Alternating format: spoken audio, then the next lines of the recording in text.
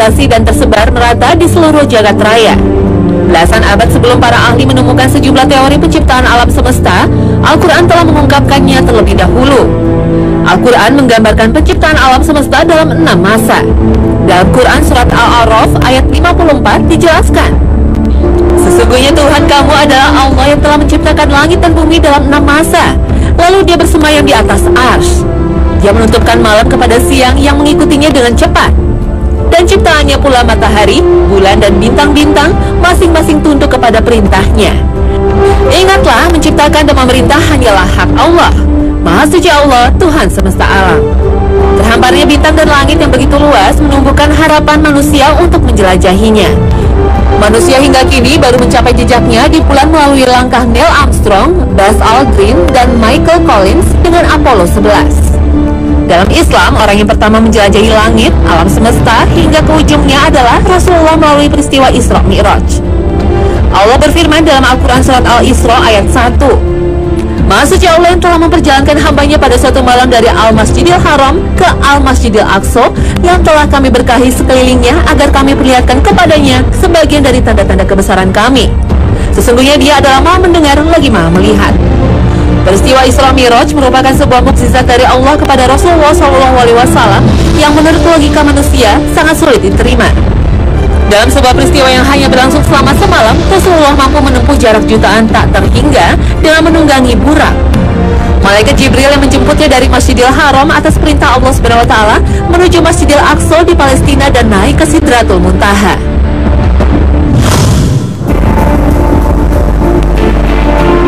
Kehidupan selain di bumi terus menjadi keingintahuan manusia, termasuk kemungkinan beberapa planet yang dapat dihuni oleh makhluk hidup. Salah satunya adalah penemuan planet Kepler 22b oleh teleskop angkasa Kepler. Penemuannya diumumkan pada tanggal 5 Desember 2011. Planet ini sebenarnya ditemukan pada hari ketiga dioperasikannya Kepler pada pertengahan tahun 2009. Jarak planet Kepler 22b dari bumi sejauh 600 tahun cahaya. Kalau di bumi 1 tahun 360 hari, maka di Kepler 22b 260 hari. Ukuran masanya mencapai 2,4 kali masa bumi. Bintang yang dikelilingi Kepler 22b lebih kecil dan lebih dingin dengan memancarkan cahaya 25% lebih redup dari matahari. Kepler 22b mengitari bintangnya pada zona Goldilocks, yakni wilayah yang dapat ditinggali makhluk hidup sebagaimana bumi terhadap matahari. Planet Kepler 22b ditemukan teleskop Kepler milik NASA 2 tahun lalu, namun baru sekarang diumumkan setelah didapat kepastian kondisinya mirip bumi yang dapat ditinggali makhluk hidup. Tidak menutup kemungkinan alien juga hidup di Kepler 22b atau exoplanet lainnya, yaitu planet di luar sistem tata surya matahari. Sejak teleskop Kepler diluncurkan NASA pada Maret 2009 lalu, telah ditemukan 2.326 exoplanet. Seperlima planet berasal dari 30 sistem tata surya yang berbeda-beda pada galaksi Milky Way atau Bima Sakti. Sementara yang lainnya berada pada galaksi Andromeda yang berjarak 1,5 juta tahun cahaya dari bumi. Dari jumlah exoplanet sebanyak itu, hanya 48 planet yang masuk dalam zona Goldilocks dan hanya 10 planet yang bentuknya mirip dengan bumi dan berputar mengelilingi mataharinya, salah satunya Kepler 22b. Sebelumnya, astronom di Carnegie Institute Washington juga telah menemukan planet Gliese 581e dan Gliese 581d yang disebut mempunyai tanda-tanda kehidupan yang mirip dengan bumi. Planet itu berada pada jarak 20 tahun cahaya dari bumi dan terletak di rasi bintang Libra. Sebuah penemuan yang luar biasa, adanya sebuah planet yang memiliki sifat habitable kemungkinan bisa didiami makhluk hidup. Sementara itu, seorang astronom Prancis juga mengumumkan telah menemukan sebuah planet yang diberi nama Corot X7b yang diperkirakan memiliki masa 1,7 masa bumi, mengitari sebuah orbit bintang, dan disebut memiliki ciri-ciri seperti Gliese 581e. Penemuan tersebut semakin menguatkan adanya sistem kehidupan di luar bumi dengan kondisi yang mirip kehidupan di bumi seperti keberadaan air dan oksigen serta makhluk hidup. Manusia boleh saja mencari dan mengeksplorasi demi memenuhi rasa keingintahuan. Mencari rumah baru ketika rumah yang ditinggalnya saat ini terasa semakin sesak. Padahal semua itu karena ulah manusia juga yang semakin rakus akan sumber energi dan keinginan yang tiada habisnya.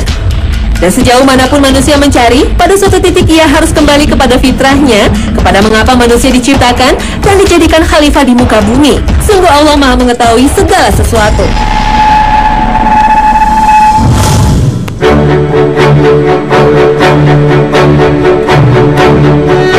Manusia yang hidup tak bisa dipungkiri karena adanya nyawa yang telah diberikan Allah pada tubuh kita.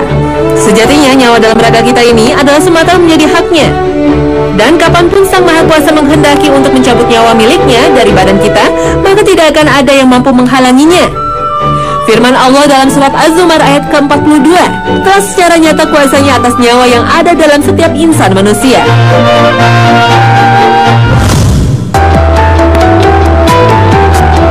Urusan nyawa dalam kajian Islam memang menjadi kuasa penuh Allah Subhanahu wa Ta'ala.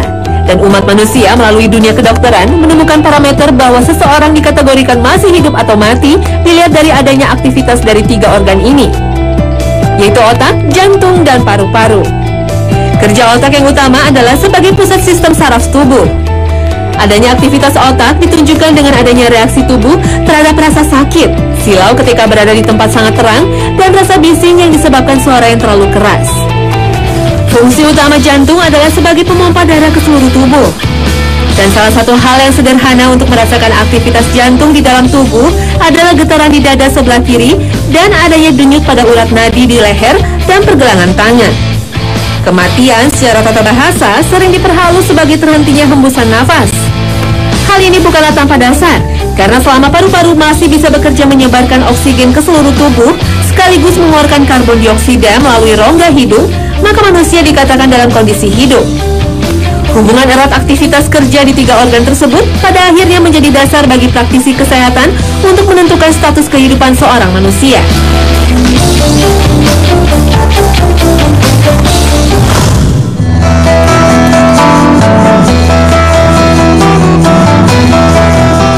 Otak adalah pusat sistem saraf dalam tubuh kita. Sel-sel otak akan saling berkomunikasi dalam bentuk penyampaian sinyal.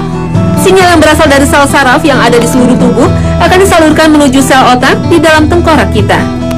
Dan sesampainya di otak, sel saraf kembali menyampaikan sinyal ke sel-sel saraf di seluruh tubuh. Proses penyampaian sinyal ini terus-menerus berlangsung sepanjang hidup kita, bahkan saat tertidur.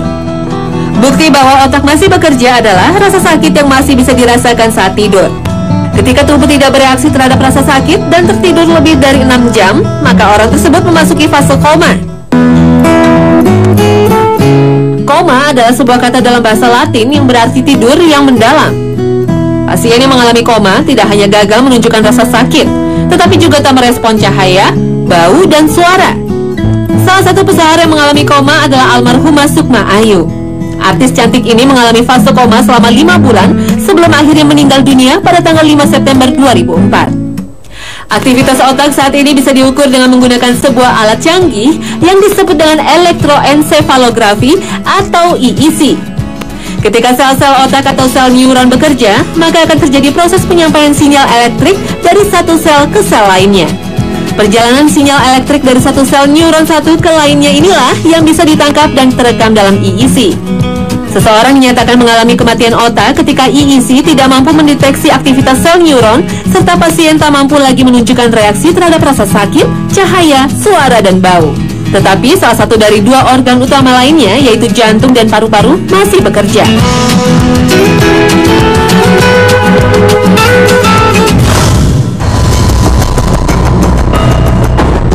Jantung adalah organ pemompa darah yang terletak di rongga dada sebelah kiri. Meski sangat vital, jantung pria dewasa hanyalah seberat 350 gram saja. Salah satu pertanda kehidupan manusia adalah adanya detak jantung dan nadi pada pembuluh darahnya. Ketika jantung berhenti berdetak, maka kemungkinan besar seseorang akan menuju ke pintu kematian. Tapi perkembangan teknologi mampu menciptakan sebuah piranti yang mampu membuat jantung terus-menerus berdenyut. Dan alat ini disebut dengan alat pacu jantung. Alat pacu jantung atau pacemaker adalah solusi bagi pasien dengan kondisi jantung yang lemah. Penderita lemah jantung bisa disebabkan karena sifat yang diturunkan dari orang tuanya atau karena gaya hidup yang tidak sehat. Dan merokok adalah salah satu contohnya. Pemakaian pacemaker adalah salah satu cara terbaik yang bisa dilakukan untuk mempertahankan hidup seorang manusia.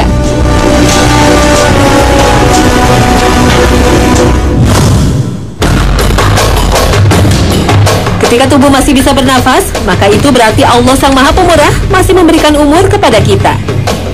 Dan organ terpenting yang berperan dalam sistem pernafasan adalah paru-paru. Paru-paru pada dasarnya merupakan organ terbesar yang ada di dalam rongga dada. Paru-paru manusia dilindungi oleh 12 pasang tulang rusuk. Allah Sang Maha Pencipta telah menciptakan keseluruhan rongga dada memiliki elastisitas yang sempurna sehingga paru-paru mampu mengembang dan mengempis dengan baik. Kemampuan ini disebut sebagai daya ventilasi paru-paru. Ketika paru-paru kehilangan daya ventilasinya, maka hidup manusia menjadi terancam. Kegagalan paru-paru mengedarkan oksigen akan menyebabkan kematian sel-sel di seluruh organ tubuh. Keadaan ini secara medis disebut dengan hipoksida. Perkembangan teknologi kedokteran telah mampu mengkreasikan sebuah mesin yang disebut dengan medical ventilator. Fungsi utama dari mesin ini adalah sebagai pembantu kerja paru-paru dalam melakukan proses ventilasi. Kemiripan cara kerja medical ventilator dengan paru-paru membuat alat ini sering disebut sebagai paru-paru besi.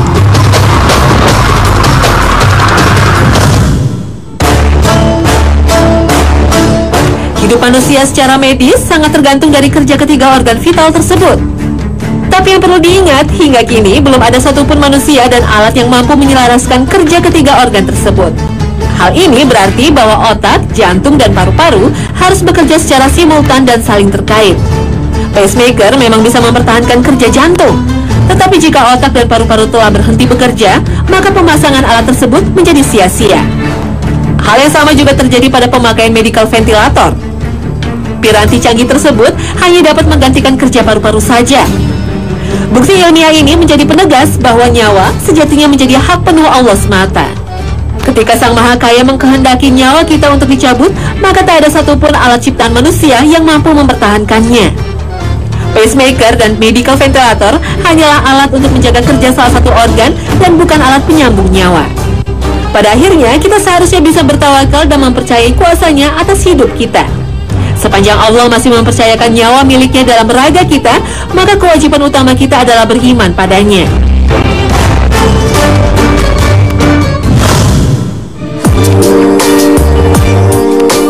Islam secara tegas menjelaskan bahwa seluruh makhluk di bumi pasti akan menemui ajal.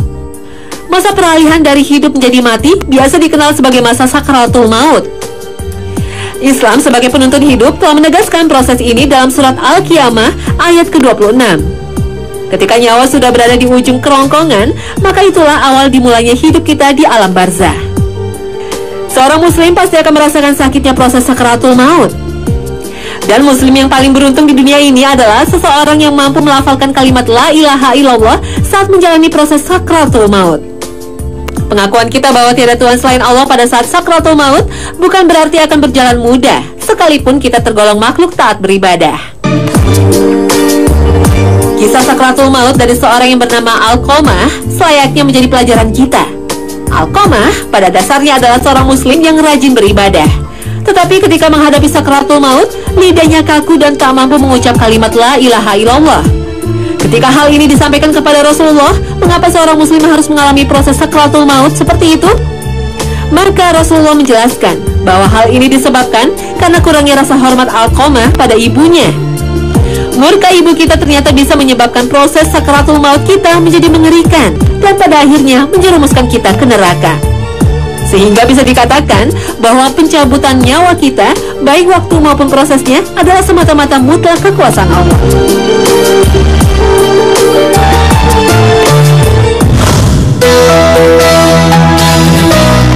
Nah pemirsa, itu tadi 3 materi hasanah yang kaya akan ilmu pengetahuan untuk menambah pengetahuan kita semua. Pertama, soal awal mula dibentuknya Ka'bah, lalu pembangunan kedua menjadi bentuk kotak oleh Nabi Allah Ibrahim alaihissalam, dan penyempurnaan terakhir oleh baginda Rasulullah Muhammad SAW. Ibadah haji atau umroh yang kita lakukan saat ini adalah napak tilas dari semua tindakan Nabi Allah Ibrahim alaihissalam, Nabi Ismail alaihissalam, dan Rasulullah Muhammad SAW. Kedua, soal penciptaan manusia dan luar angkasa.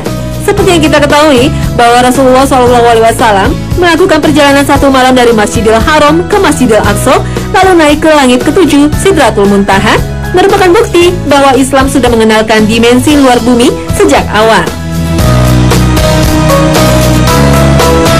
Dan ketiga, hasanah bicara soal sinergi organ otak, jantung, dan paru-paru sebagai parameter kehidupan dan kematian manusia. 3 organ ini menjadi syarat berlangsungnya kehidupan. Nah pemirsa, inilah akhir kebersamaan kita dalam Hasanah pagi ini. Saksikan selalu Hasanah setiap hari Senin hingga Jumat pukul 5 pagi waktu Indonesia Barat. Terima kasih atas perhatian Anda dan wassalamualaikum warahmatullahi wabarakatuh.